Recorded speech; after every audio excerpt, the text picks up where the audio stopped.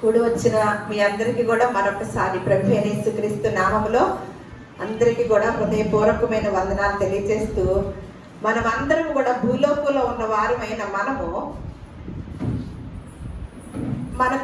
మనం కుటుంబ సభ్యుల మధ్యన ఉన్నప్పుడు భర్తకి భార్య మనసు తెలుస్తుంది, భార్యకి భర్త మనసు తెలుస్తుంది.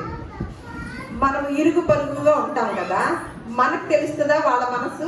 వాళ్ళిద్దరికి తెలుస్తుందా? పిల్లల మనసు ఎవరికి తెలుస్తుంది? తండ్రికి తెలుస్తుంది, తల్లికి తెలుస్తుంది. మరి అదే ఇందాక చెప్పాగా, భార్య మనసు భర్తకు తెలుస్తుంది, భర్త మనసు భార్యకి తెలుస్తుంది, పిల్లల మనసు తల్లిదండ్రులకు తెలుస్తుంది, తల్లిదండ్రుల యొక్క విధానం పిల్లలకు తెలుస్తుంది. ఇవన్నీ కూడా బంధాలతో మనసును తెలుసుకోగలుగుతారు. మనకిచ్చిన బంధాలతో, ఆ బాంధవ్యాలతో, ఆ దగ్గర సంబంధంతో మన ఇంట్లో కుటుంబ సభ్యుల వరకే తెలుసుకోగలుగుతాము. అలాగే ప్రాణ స్నేహితులు ఉంటారు, వారి మనసులు కూడా తెలుసుకుంటాం. ఎందుకంటే కొంతమంది మాటలు కొంతమందికి చెప్పలేరు, ప్రాణ స్నేహితులు చెప్తారు. అంటే వారి మనసు కూడా కొంతమంది మనసు ప్రాణ స్నేహితులు తెలుస్తుంది. మరి ఇవన్నీ తెలుసుకున్నాం కదా, ఈ లోకంలో ఉంటూ ఇలాంటివన్నీ పక్క వాళ్ళ మనసును తెలుసుకోవాలని, లేకపోతే నా మనసులో ఏముందో తెలుసా నీకు, నా బాధ ఏంటో తెలుసా అని మన ఇంట్లో వాళ్ళతో, ఇలా మనకి ఇబ్బంది పెట్టిన వారితో ఇలా అంటాం, తెలుసు మనకంతా కూడా. కానీ మరి దేవుని మనస్సును తెలుసుకోవాలని ఎవరు అనుకుంటున్నారండి? ఎప్పుడైనా ఆలోచించారా? దేవుని మనసు ఏంటి? ఆయనకి కూడా ఒక మనసు ఉంది కదా, ఆయన మనసులో ఏముంది అని మనం తెలుసుకోవాలనిపించినప్పుడు మనకు తెలుస్తుంది అంటారా? మనం కూడా ఆయనతో బంధము కలిగి ఉంటే తెలుస్తుంది అంటారా? మామూలుగా అనుకుంటే తెలుసుకోగలుగుతామా? లేదంటే నేను ఇందాకే చెప్పాను, భార్యాభర్తలంటే వారి సహవాసం, ఇద్దరు కూడా కలిసి జీవనం సాగిస్తారు కాబట్టి వారిద్దరి మనస్తత్వాలు సాధ్యమైనంత వరకు తెలుస్తాయి, దాచిపెట్టేవి వేరు. మరి మనం కూడా దేవుని మనస్సు ఎరగాలంటే మరి మనం ఏం చేయాలండి? దేవునితో దగ్గరగా ఉంటే తెలుస్తుందా? దూరంగా ఉంటే తెలుస్తుందా? మామూలుగా ఉంటే తెలుస్తుందా? దేవుని నమ్మేస్తే తెలుస్తుందా? దేవుని మనసు తెలియాలి కదా. మరి దేవుని మనసు అదే ఇప్పటి వరకు చెప్పుకున్నాం కదా, పౌలు గారి గొప్పతనం. బైబిల్ గ్రంథం మొత్తంలో కూడా అండి ఒకే ఒక్క వ్యక్తి ధైర్యంగాను ఎంతో ధీమాగా మాట్లాడిన వ్యక్తి ఎవరున్నారంటే పౌలు గారు ఒక్కరే అన్నమాట. నేను క్రీస్తుని పోలి నడుచుకున్నట్లు మీరు మళ్ళా క్రీస్తుని పోలి నడుచుకోండి అల్లా, నన్ను పోలి నడుచుకోండి అని ఎంత ధైర్యంగా చెప్పగలిగిన వ్యక్తి పౌలు గారు. ఆ పౌలు గారు రాసిన మాట, ఆ పౌలు గారు రోమ సంఘానికి రాస్తూ మాట్లాడుతున్న మాట మనం ఒకంత చూద్దాం. రోమా పత్రిక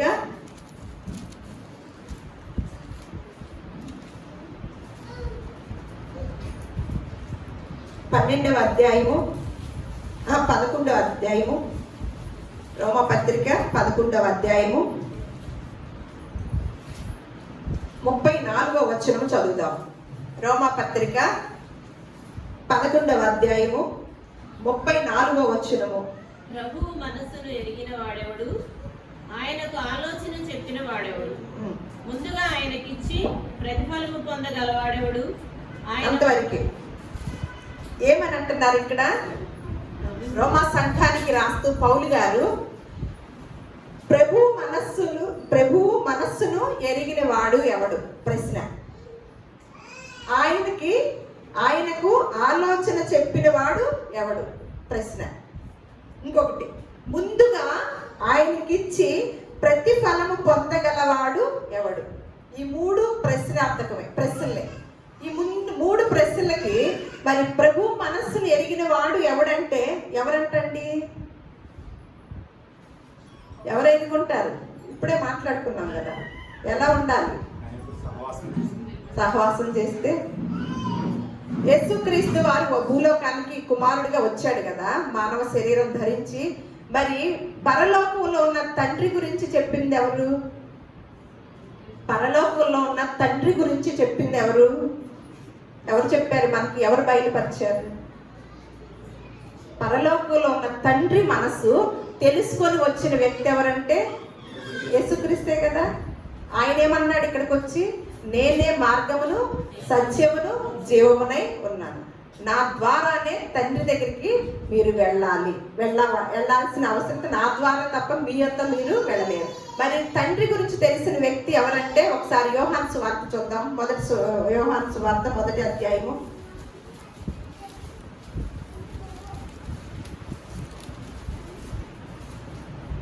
మొదటి అధ్యాయము 18వ వచనం ఒకటి చదువుదాం. ఎవడును ఎప్పుడైనను దేవుని చూడలేదు, తండ్రి రొమ్ముననున్న అద్వితీయ కుమారుడే ఆయనను బయలుపరచెను. అంతే. ఇక్కడ ఏంటంట, ఎప్పుడైనా సరే మరి మనం ఎప్పుడైనా మేము దేవుడిని చూసామండి కలలో అని అంటా ఉంటారు. మాకు దేవుడు వచ్చాడు. కొంతమంది అయితే మరీ దారుణంగా పరలోకం కూడా వెళ్ళి వచ్చేసామంటారు. పరలోకం ఒకసారి వెళ్ళి వచ్చేసాం అని అంటారు. ఇవన్నీ చెప్తూ ఉంటారు. కళల్లోనూ మరి ఏదో మొత్తానికి జరిగినవి చెప్తూ ఉంటారు. అవి కూడా నమ్ముతూ ఉంటారు చాలా మంది. ఇక్కడ స్పష్టంగా దేవుడు రాయించిన మాట, యేసుక్రీస్తు వారి యొక్క కాలంలో యోహాను సువార్త యోహాన్ గారు రాస్తూ ఏమంటున్నాడు, ఎవడను మళ్ళీ చూడండి ఆ వచనాలు కూడా, ఎవడను ఎప్పుడైనను అంటే ఏ సమయంలో ఏ కాలంలోనైనాను ఎవడను ఎప్పుడైనాను దేవుణ్ణి చూడలేదు. చూసింది ఎవరంట? ఆయన గురించి, తండ్రి గురించి తెలియజేసింది ఎవరంట?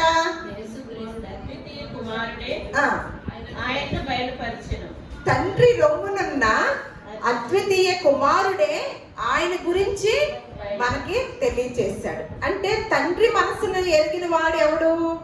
పరలోకంలో ఉన్న తండ్రి మనస్సును ఎరిగిన వాడు ఎవరు? ప్రభువైన యేసుక్రీస్తు వారు.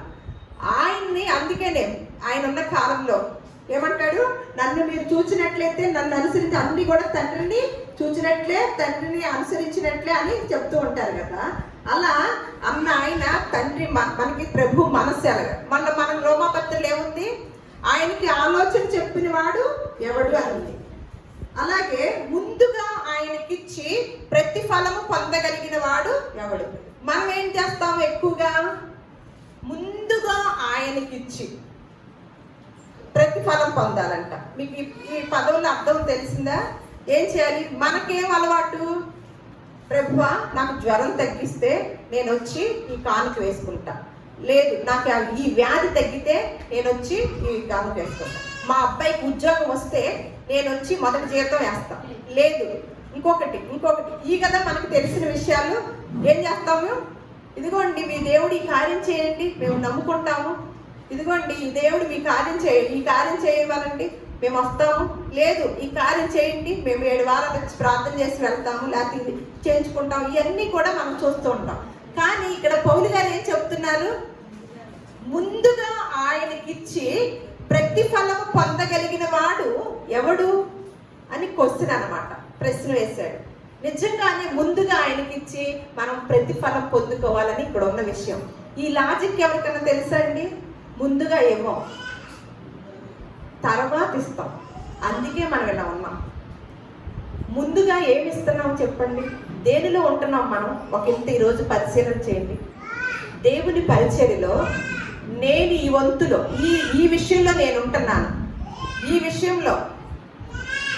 విషయంలో నేను ఉంటున్నాను, ఈ పనిలో నేను ఉంటున్నాను, ఈ మందిర పరిచర్యలో నేను సరే నేనేమి ఇవ్వలేను, నేను పని కూడా చేయలేను, లేదు ఏం చేస్తానంటే ప్రతి కూటానికి నేను హాజరవుతాను, ప్రతి ప్రార్థన కూటానికి నేను హాజరవుతాను, లేదు నేను ఈ పని నేను వేరే చేయలేదు, వేరే నాకు సొమ్ము లేదు, నేను ఈ పని మాత్రం చేయగలుగుతాను, ముందుగా నేను ఆయనకి ఇది చేయగలుగుతాను, ముందుగా నేను ఇది చేయగలుగుతాను అని ఒకంత మనం ఎంతవరకు ముందుగా ఆయనకిచ్చి ప్రతిఫలం పొందుకోవాలనే మనసు కలిగిన వారు ఎవరున్నారో ఒకసారి ఆలోచించండి. ముందుగా ఏం చేశారో చూడండి, ముందుగా దేవునికి ఎంత ప్రాధాన్యత ఇచ్చారో చూడండి. ఒకంత మనసునంతటిని పరిశీలించుకుంటారండి. నాకు ఇచ్చిన ఆయుష్కాలంలో నేను ముందుగా దేవునికి ఎంత ప్రాధాన్యత ఇచ్చా, నా జీవితంలో సగభాగము నేను దేవునికి ప్రాధాన్యత ఇచ్చాను అని లెక్క పెడితే ఎన్ని దినాలు ఎన్ని సంవత్సరాలు వస్తాయో ఒకసారి ఆలోచించండి. ఉంటాయి అంటారా రోజులు? మనల్ని సువార్త చెప్పమని చెప్పారు కదా యేసుక్రీస్తు వారు వెళ్తూ, మీరు సర్వ సృష్టికి వెళ్ళి సర్వలోకానికి వెళ్ళి కూడా సువార్తను ప్రకటించండి అని అన్నారు. సువార్త ప్రకటించడం అంటే ఇదా? ఈరోజు ఏంటి? ఆదివారం ఆరాధన చేస్తానికి వచ్చాం. ఎందుకు ఆరాధన అంటే? దేవునికి ఏమైనా ఒరిగిచ్చిద్దా? మనం వచ్చి కూర్చుంటే దేవునికి పని జరిగిపోద్దా? మనం వినటానికి వస్తున్నాం. ఈ విని ఈ మాటల్ని నేర్చుకోవటానికి, బలపడటానికి వస్తున్నాం.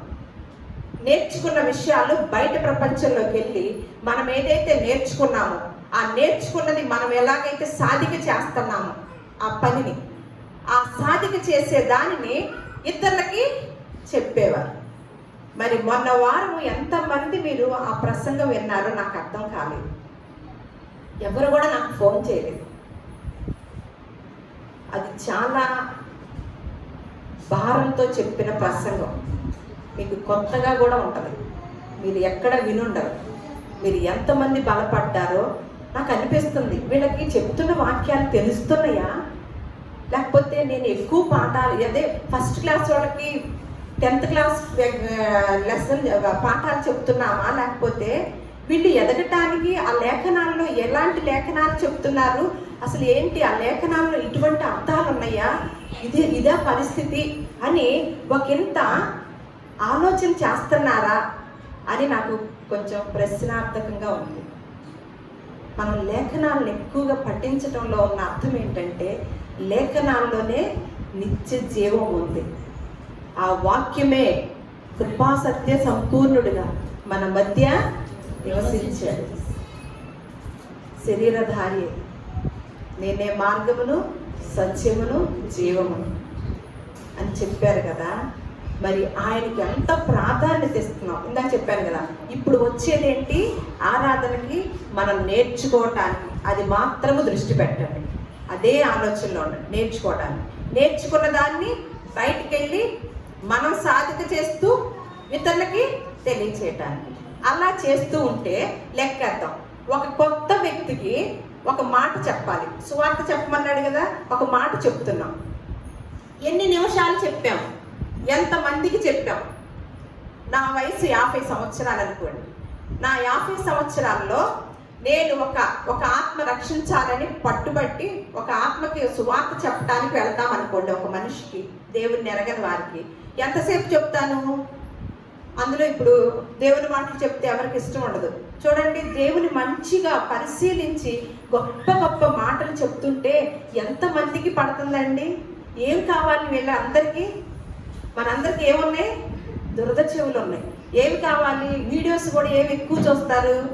ఎక్కడైతే కొంచెం అసభ్యకరంగా ఉంటాయో, ఎక్కడైతే కొన్ని విషయాలు మనకి శరీరానికి పనికొచ్చేవి ఉంటాయో వాటికి ఎక్కువ ప్రాధాన్యత ఇస్తారే కానీ ఆత్మ సంబంధమైన విషయాలు, గొప్ప సూత్రాలు నేర్పిస్తున్నారే. ఈ ఎంతగా నేర్చుకుందాం, మనం నేర్చుకొని అనేక మందికి వీటిని పంచుదామని ఆ కంకణం కట్టుకునేది ఎవరు ఎంతమంది ఉంటున్నారండి? సరే, నేను వెళ్ళి ఒక వ్యక్తికి ఒక 10 నిమిషాలు చెప్పగలదు. ఎందుకంటే దేవుని గురించి ఎవరికన్నా నుంచొని చెప్తుంటే పెద్దగా ఇష్టపడరండి. అదే ఎవరన్నా గురించి చెప్పండి, ఎంతసేపు నుంచుంటారో. నేను కనుక వినేవాళ్ళు ఉంటే 2 గంటలైనా నుంచున్నా నాకు బాధ తెలియదండి. కానీ వినేవాళ్ళు ఉంటారుగా. అలా చెప్పాను, ఒక 10 నిమిషాలే చెప్పాను. ఏంటి, వారంలో ఒక 10 నిమిషాలు అవకాశం వచ్చింది కొత్త వాళ్ళకి చెప్పడానికి. సంవత్సరానికి వారంలో ఒక 10 నిమిషాలు అవకాశం వస్తుంది అనుకోండి. సంవత్సరానికి ఎన్ని గంటలు అవుతాయి సువార్త పరిచర్య? వారానికి ఒక 10 నిమిషాలే మనము క్రొత్త వారికి ఈ మాటలు అందిస్తున్నాం. లెక్కేద్దాం, సంవత్సరానికి ఎన్ని గంటలు అవుతాయి? మన నా వయసు 50, గుర్తుపెట్టుకోండి. 52 గంటలు. ఎన్ని గంటలు అవుతుంది? 52 నిమిషాలు. 52 నిమిషాలు సంవత్సరానికి. 52 వారాలు కదా. మరి 52 గంటలు అంటున్నావు? 52 వారాలు, వారానికి 10 నిమిషాలు, 520 నిమిషాలు. మరి టీచర్ కదా వేయాలి. ఇదంతా 550 సంవత్సరాలకు లెక్క. మరి టక్ లెక్కేయండి. ఏంటి, చదువుకోలేదా? 50 సంవత్సరాలకి లెక్కేయండి, చెప్తాను మీకు. 2200 అమ్మా, 5200 నిమిషాలు. అది ఎన్ని రోజులు అయిపోద్ది, ఎన్ని గంటలైంది? మన ఆయుష్, నా ఆయుష్ 50. నేను సువార్త ప్రకటన చేసింది సంవత్సరాలు వస్తాయా, రోజులు వస్తాయా, గంటలు వస్తాయా? మన జీవిత కాలంలో లెక్కేశారా? ఊరికే కుర్చీలన్నీ వేసేసి చక్కగా సర్దేస్తే వచ్చి కూర్చొని వినేసేద్దామా? చెప్పండి. బుర్రకు కూడా పని పెట్టరా? శరీరానికి లేదు, బుర్రకు లేదు. మేము మొన్న మాట్లాడుకున్నాం, మేలు కోరే స్నేహితుడంట గాయాలు చేస్తాడంట, పగవాడంట అనేక ముద్దులు పెడతాడంట. నేనేంటి? అందుకని ఏమనుకోదు. గాయాలంటే ఓ కత్తితో కోసేస్తారా? నొప్పించు మాటలంట, నొప్పి పెట్టిద్దంట. మాట నొప్పించిద్ది అసలు. చూడండి లేఖనాల్లో ఎన్ని విషయాలు రాసి ఉంచాడో దేవుడు. అసలు ప్రతి దానికి అర్థవంతంగా రాశాడండి. ఏది దీనికి పరిశీలించడానికి సమయం ఏది? పై పైన ఉన్నాం కాబట్టి అందుకని నువ్వు ఉంటే చల్లగానైనా ఉండు, లేకపోతే ఈ రెండిట్లో ఎవరు ఉంటున్నావు? మధ్యలో ఉంటే ఏం చేస్తారంటున్నాడు? ఉమ్మేస్తారంట. మరి ఆ పరిస్థితి వస్తే మనకి ఏమవుతుంది? ఇది తెలుసు కదా వాక్యం. మరి చల్లగా ఉంటున్నామా, వెచ్చగా ఉంటున్నామా, కాండ్రించి ఉమ్మేసేటట్లుగా ఉంటున్నామా? 50 సంవత్సరాలు నా వయసు. ఎంత సువార్త ప్రకటించడం, నేను ఎంత ప్రకటించాను, ఎంత చెప్పాను, నా కొరకు ఎంత ఖర్చు పెట్టుకున్నాను, దేవుని కొరకు ఎంత ఖర్చు పెట్టాను. మనిషి యొక్క జీవితం ఏంటి? కొంతసేపు కనబడి అంతలోనే మాయమైపోయే ఆవిరి వంటివాడు. మరి మనం ఎంత ప్రాధాన్యత ఇస్తున్నామో, ఆయన మనసును ఎరుగుతున్నామా? మరి ఆయన మనసు ఎరగబట్టే కదా, ఎరగకపోబట్టే కదా ప్రశ్న వేసి కూర్చున్నాడు పౌలు గారు. ఆయన మనసు ఎరిగితే ప్రశ్న వేస్తారా?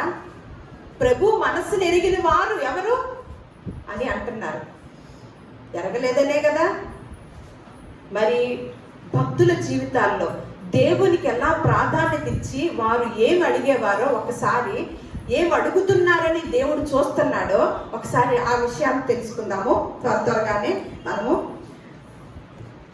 కీర్తన 14వ కీర్తన 2-3 వచనాలు చదవండి.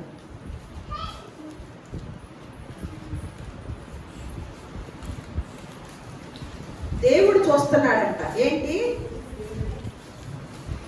వివేకము కలిగి దేవుని వెదకువారు కలరేమో అని యెహోవా ఆకాశము నుండి చూచి నరులను పరిశీలించెను. వారందరూ దారి తొలగి బొత్తిగా చెడియున్నారు. అంతవరకే. దేవుడు చూడట్లేదంటారా? మనం ఏం చేస్తున్నామో? మనం చాలా మంది ఉన్నాము లక్షల్లో. మరి అంతమంది గురించి చెప్తున్నాడేంటి? ఏమంటంట? వారందరూ అంట దారి తొలగి. దాని ముందు వాక్యం ఏంటి? వివేకము కలిగి వెతుకుతున్నామా? వివేకం కనుక కలిగి వెతికితే ఏటికి ప్రాధాన్యత ఇస్తాం? మళ్ళీ ఆ మాటను కూడా వాడాల్సిన అవసరం ఏముంది? ఆ పదాన్ని. అందుకని ఏమంటున్నారు కీర్తనాకారుడు? వివేకము కలిగి దేవుణ్ణి వెతుకువారు కలరేమో అని. దేవుడు అంటే ఎక్కడి నుంచి చూస్తున్నాడంట? దేవుడు చూడట్లేదు అనుకుంటున్నారా? మనం ఏం చేస్తుంది? దేవునికి ఎంత ప్రాధాన్యత ఇస్తుంది చూస్తున్నాడా దేవుడు? స్పష్టంగా రాస్తుంది ఇక్కడ. ఆకాశం వైపు నుంచి తేరి చూస్తున్నాడంట. మళ్ళీ 33వ కీర్తన కూడా చూడండి, 13వ అధ్యాయము 13వ వచనము 14వ వచనం. మళ్ళీ కీర్తన 33వ వచనము. యెహోవా ఆకాశములో నుండి కనిపెట్టుచున్నాడు, ఆయన నరులందరినీ దృష్టించుచున్నాడు. తానున్న నివాస స్థలములో నుండి భూలోక నివాసులందరి వైపు ఆయన చూస్తున్నాడు. అంతవరకే. ఏంటంట?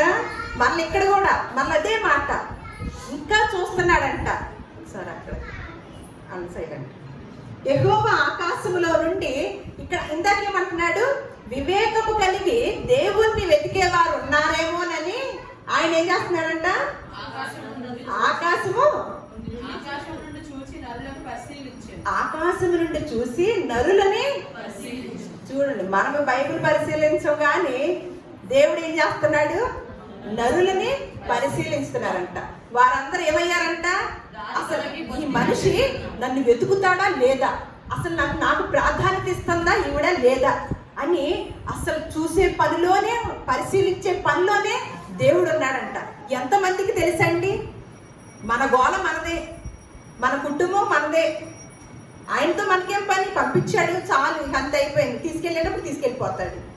మధ్యలో మనది కదా ఈ జీవితం అంతా.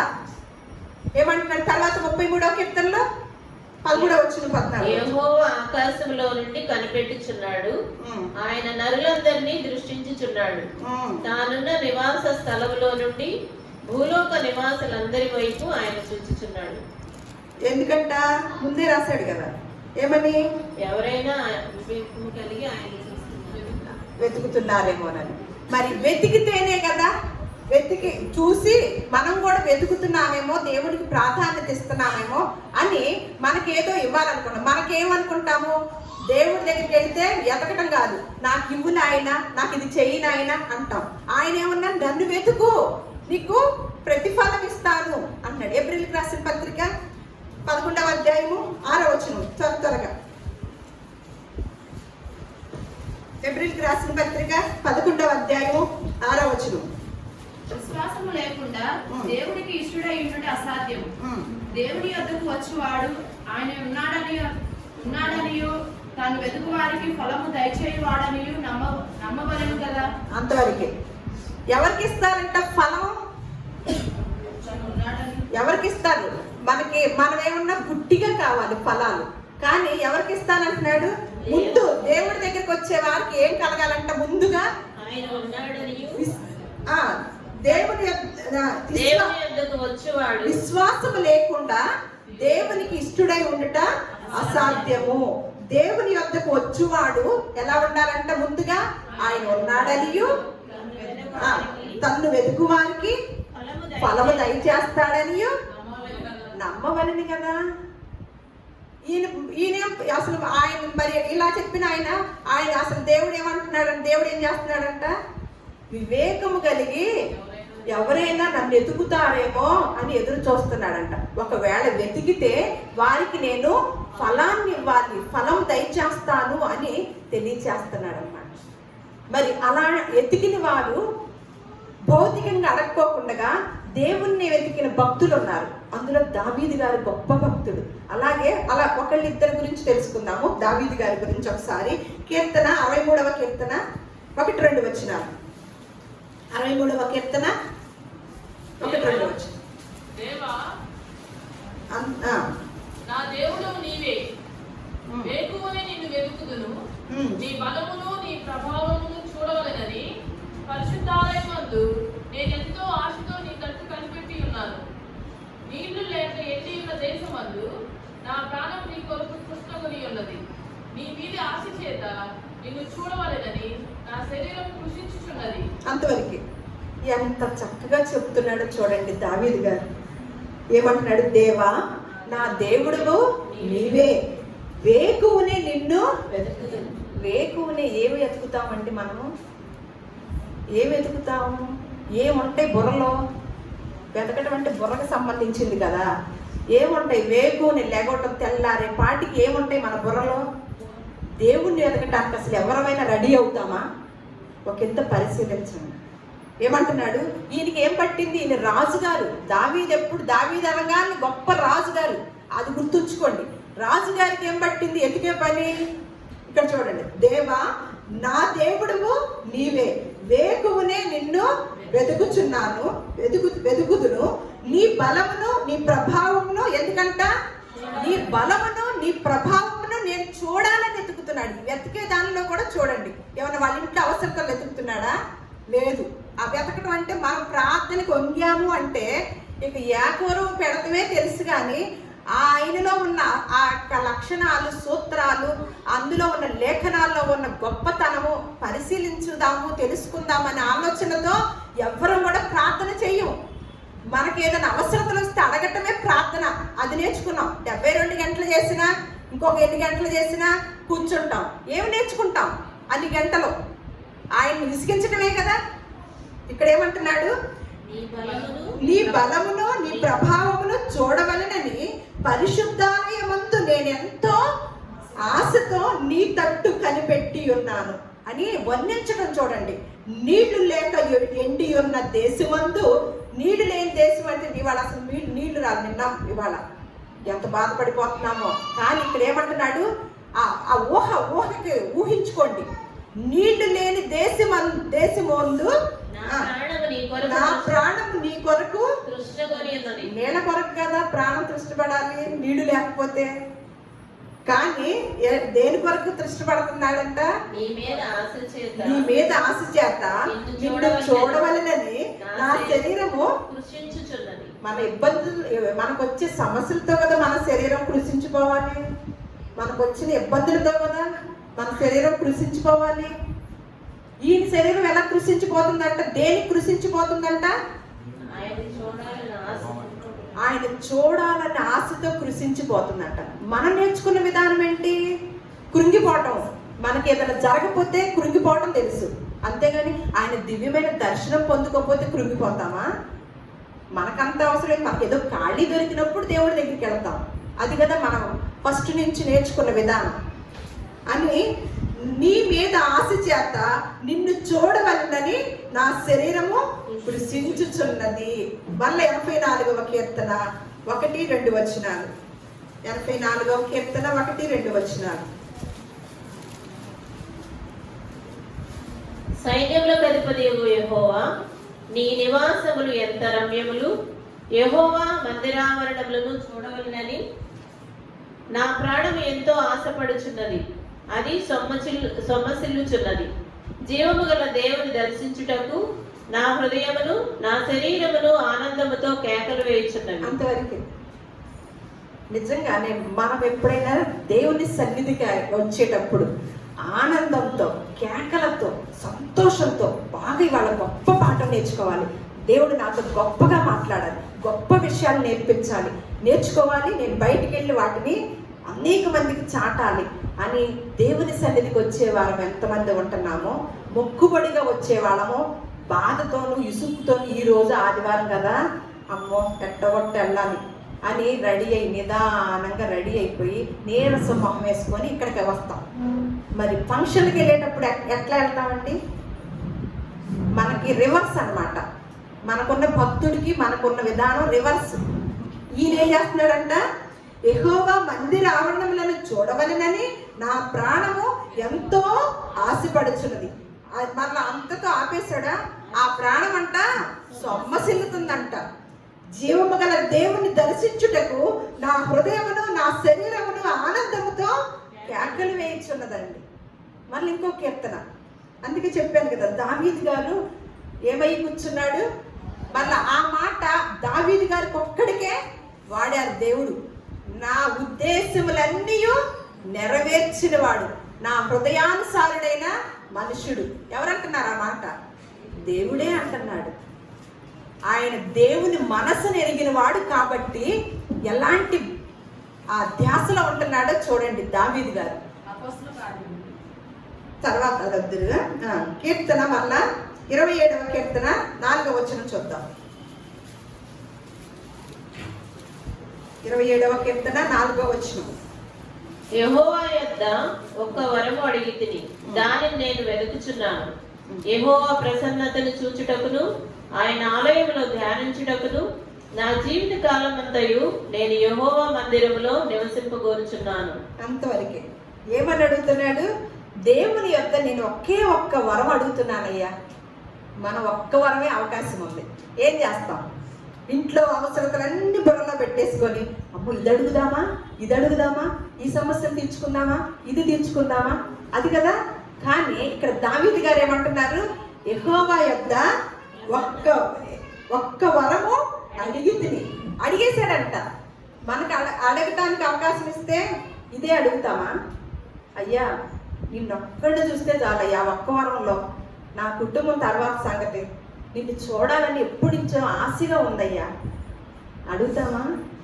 ఇక్కడ దావీదు గారు అడుగుతున్నారు, యెహోవా యొద్ద ఒక్క వరము అడిగితిని.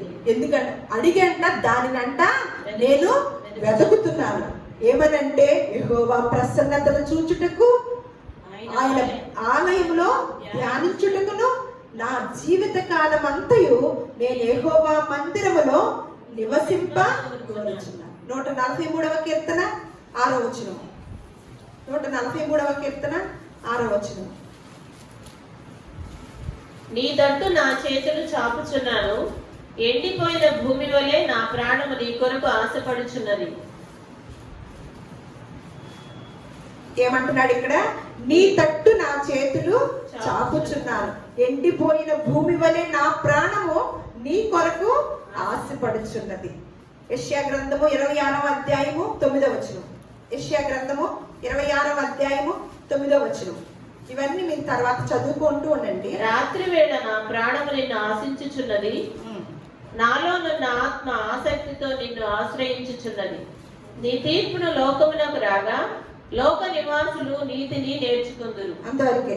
ఏంటంటే రాత్రి వేళ ఏం చేస్తామండి? ఫోన్లు, లేకపోతే ఇంకొక విషయాలు ఎక్కడెక్కడన్నీ ఎప్పుడు వస్తాయి మనకి? రాత్రి వేళ. దేవుని నామస్మరణలో ఉండేవాళ్ళు ఎంతమంది అండి? దేవుని వాక్యాన్ని ధ్యానం చేస్తూ వాక్యంలో ఉన్న శక్తి సామర్థ్యాలు తెలుసుకుంటూ సంతోషించడానికి ఎవరెవరు చేస్తున్నామండి? యెహోవా ధర్మశాస్త్రమునందు ఆనందించచ్చు దివారాత్రులు. చదువువాడా? ధ్యానం చేసేవాడా? చదవటం కాదు, ధ్యానించువాడు ధన్యుడు. ఇక్కడ యెషయా గారు ఏమంటున్నారు? రాత్రి వేళ నా ప్రాణము నిన్ను ఆశించుచున్నది, నాలో ఉన్న ఆత్మ ఆసక్తితో నిన్ను ఆశ్రయించుచున్నది. కొరింథీయులకు రాసిన పత్రిక 2వ పత్రిక 5వ అధ్యాయము 7 నుంచి 10 వచనాలు. కొరింథీయులకు రాసిన 2వ పత్రిక 5వ అధ్యాయము 7 నుంచి 10 వచనాలు త్వరగా చదివితే ముగించేసుకుందాం. గనుక ఈ దేహములో నివసించుచున్నంత కాలము ప్రభువునకు దూరముగా ఉన్నామని ఎరిగియుండుము, ఎల్లప్పుడూ ధైర్యం గలవారమై ఉన్నాము. ఇట్లు ధైర్యం కలిగి ఈ దేహమును విడిచిపెట్టి ప్రభువునద్ద నివసించుటకు ఇష్టపడుచున్నాము.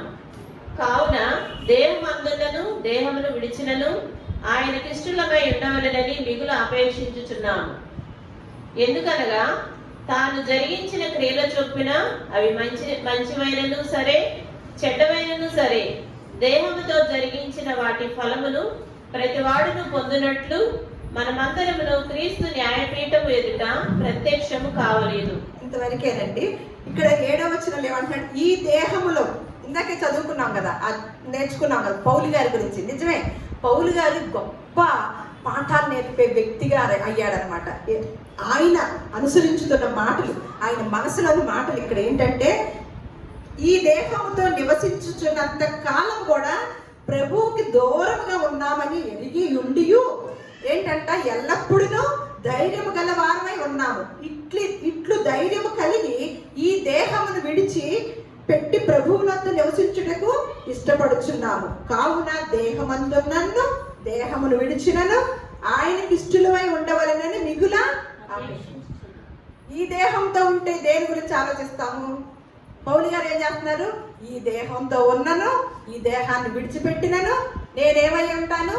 అంతా నాకు ఆ దేవుడు మాయే, దేవుడితోనే నేను అనుసంధానం అవుతున్నాను అని మనకు తెలియజేస్తున్నాడు. ఎందుకంటే ఒకానొక దినాన్న క్రీస్తు న్యాయపీఠం వచ్చిందనమాట.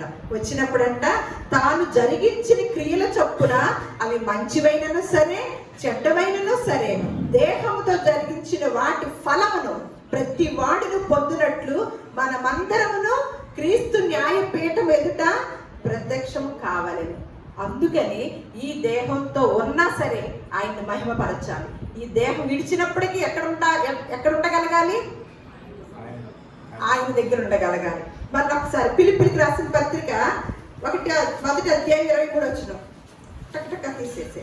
ఫిలిప్పీయులకు రాసిన పత్రిక 1వ అధ్యాయం 23వ వచనం. ఈ రెంటి మధ్యను ఇరుకునబడి ఉన్నాను, నేను వెడలిపోయి క్రీస్తుతో కూడా ఉండవలెనని నాకు ఆశ ఉన్నది. అది నాకు మరి మేలు అయినను నేను శరీరమునందు నిలిచియుండుట మిమ్మును బట్టి మరి అవసరమై ఉన్నది. మరియు ఇట్టి నమ్మకము కలిగి అంతవరకు ఏమండి ఈ పైన రాశాడు, నా మట్టుకైతే బ్రతుకుట క్రీస్తే, చావైతే లాభం. ఈ లాభం గురించి ఒక వారం మాట్లాడుకుందాము. ఇది లాభం అన్నాడు, మనకేమో కీడు. అయితే ఇది లాభం ఏంటి, ఎందుకు అన్నాడో అది ఒక రోజు నేర్చుకుందాము. తర్వాత అంటాడు, అయినను శరీరంతో నేను జీవించుటే నాకున్న పనికి ఫలసాధనమైన ఎడల నేనేమి కోరుకుందునో నాకు తోచలేదు. ఈ రెండింటి మధ్య నువ్వు ఇరుకును పడి ఉన్నాను. నేను వెడలపోయి క్రీస్తుతో కూడా ఉండవలెనని నాకు ఆశ ఉన్నది, అది నాకు మరి మేలు. అయినను ఒకవేళ శరీరంతో ఉన్నప్పటికీ నిలిచి ఉండటం మిమ్మును బట్టి మరి అవసరం. ఎందుకు?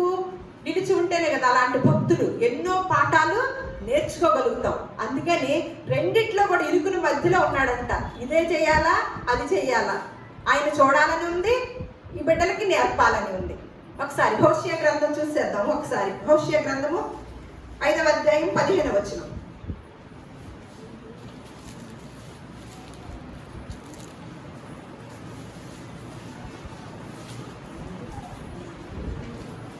ఏడు 747 పేజీ త్వరగా తీయండి. వారు మనసు త్రిప్పుకొని నన్ను వెదకు వరకు నేను తిరిగి నా స్థలమునకు పోవుదును. తమకు దురవస్థ సంభవింపగా వారు నన్ను బహు శీఘ్రముగా వెదకుదురు. ఎప్పుడు వెతుకుతారంట? దురవస్థ వచ్చిన ఎప్పుడు వెతుకుతారు? వెతకటం అనేది వేరు, దేవుని నమ్ముకోవడం వేరు. అది గుర్తుపెట్టుకోండి. మొదటిగా ఏమంటున్నారు, కీర్తనలో దావీదు గారి ద్వారా ఏం నేర్చుకున్నాము? ఎక్కడికి పరిశీలించి వస్తున్నాడంట? వివేకము కలిగి నన్ను వెతుకుతారేమో, తీసి చదవండి. నన్ను వెతుకుతారేమోనని ఆయన ఆకాశం నుండి తేరి చూస్తున్నాడంట. ఎప్పుడు వెతుకుతారంటే ఈ మనుషులు నమ్ముతారు, ఓకే, కానీ వెతికేది ఎప్పుడు? వారు మనసు త్రిప్పుకొని నన్ను వెతుకు వరకు, వారు మనసు త్రిప్పుకొని నన్ను వెతుకు వరకు నేను తిరిగి నా స్థలమునకు పోవుదును. తమకు దురవస్థ సంభవింపగా వారు నన్ను బహు శీఘ్రముగా వెతుకుతారంట. అందుకనే ఎక్కడ పెట్టి ఉంచాడంట? అపోస్తుల కార్యములు 17వ అధ్యాయం చూసేసి ముగించేసుకుందాం. 27వ వచనం. అపోస్తుల కార్యములు 17వ అధ్యాయం 27వ వచనం. మరియు యావత్ భూమి మీద కాపురముండుటకు ఆయన ఒకరి నుండి ప్రతి జాతి మనుషులను సృష్టించి వారు ఒకవేళ దేవుణ్ణి తడవులాడి కనుగొందురేమో అని తన్ను వెదకు నిమిత్తము నిర్ణయ కాలమును వారి నివాస స్థలము యొక్క పొలిమేరలను ఏర్పరిచిన. అంతవరకు ఏం చేస్తున్నారంట? వారు ఒకవేళ దేవుణ్ణి తడవులాడి కనుగొందురేమో అని తన్ను వెదుకు నిమిత్తము నిర్ణయ కాలమును వారి నివాస స్థలం యొక్క పొలిమేరలను ఏర్పరచును. అంటే ఎంతమంది లక్షల మంది తెలుసుకుంటూ వెతకలేదా? వెతకనట్టే కదా. అందుకని ఏం చేస్తున్నారు? మళ్ళీ ఆ కీర్తనలు చదివేస్తున్నాం.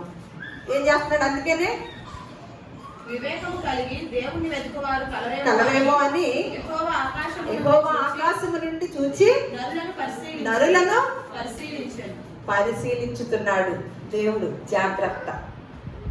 నరులమైన మనల్ని, మానవులమైన మనల్ని ఆకాశం నుండి చూసి పరిశీలిస్తున్నాడు. పరిశీలించితే ఆ స్కానింగ్ మన దగ్గర పెడితే మన లోపల ఉన్నవన్నీ కనపడతాయి. జాగ్రత్త, జాగ్రత్త. ఆత్మయే జీవింప చేయించున్నది, శరీరము కేవలము నిష్ప్రయోజనం. ఆ నిష్ప్రయోజనం కొరకు ఆశపడుతున్నామా? దావీదు గారు ఎదురు చూసినట్లుగా ఎండిపోయిన, నీరు లేకుండా ఎండిపోయిన దేశంలో కూడా ఏం చేస్తున్నాడంట? ఆయన కొరకు ఆశపడుతున్నాడంట, నీళ్ళ కోసం కాదు. అలా ఉంటున్నామా? దేవుడు పరిశీలిస్తున్నాడు. అందుకని ఎబ్రీయులకు రాసిన పత్రికలు ఏమంటున్నాడు? తన్ను వెతుకు వారికి ప్రతిఫలం ఇస్తానని సిద్ధంగా ఉన్నాడు. వెతికిన వారికి ఇస్తాడు, తప్పకుండా ఇస్తాడు. అది ఏ రూపంలో వచ్చిందో తెలియదు, కానీ వెతకటం అనేది ప్రాముఖ్యత. వెతకటం అనేది ప్రాముఖ్యత. దేవుడి మాటల్ని మన హృదయాలలో ఫలింపచేయునుగాక. దేవుడు మిమ్మల్ని అందరినీ కూడా బహుగా బహుగా బహుగా ఆశీర్వదించునుగాక.